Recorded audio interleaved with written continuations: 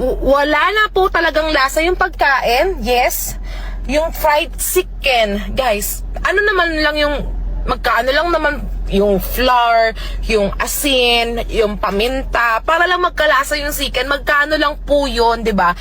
Doon naman, para naman sa worth it naman yung pumila kami doon ng 1 to 2 hours, 'di ba? Tapos titikman namin yung chicken na wala talagang lasa, guys. Mas masarap pa talaga yung lutong bahay or sa kalenderya. Ganun po, opo. Tapos yung kaldereta, so, ayun po, na-disappoint kami dahil hindi na nga masarap yung pagkain, inaway pa kami doon, mahaba pa yung pila, pero ganun talaga, ginusto namin ma-experience yung Diwata Overload Paris eh.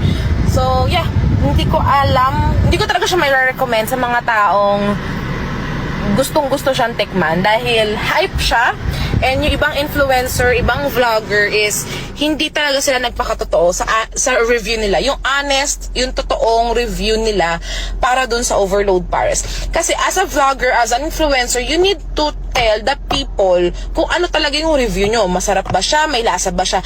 Para sa ganun, may improve ni Diwata yung kanilang pagkain. So for me, sa honest review namin, hindi talaga masarap lahat ng pagkain. Lasang sunog yung kaldereta, walang lasa yung fried chicken, and according sa mga pinsan ko, wala din pong lasa yung kanilang pares, 'di ba?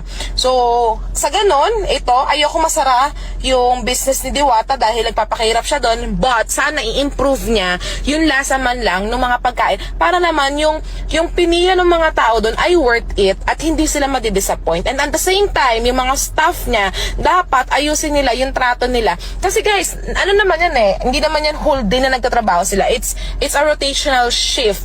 So sila yung sa night shift. So dapat expected nila na dapat marami silang energy. And wag sila kaagad mang-judge ng mga tao na hindi na yan, sinungaling kayo. Like, dahil sa 100 pesos, mandadaya yung mga tao, pumila doon ng 1 to 2 hours, mandadaya yung tao para lang sa 100 pesos. At hindi yun maganda. And doon sa kahapon, hindi lang ako yung nagreklamo, hindi lang kami, but meron pang isang nagreklamo doon dahil din sa stub nila. So, imagine niyo kung araw-araw may nagrereklamong ganun, masisira syempre yung business ni Diwata, yung review sa kanya. So, mas maganda na ayusin ka agad ni Diwata, maaga pa lang. And pagsabihan niya lagi yung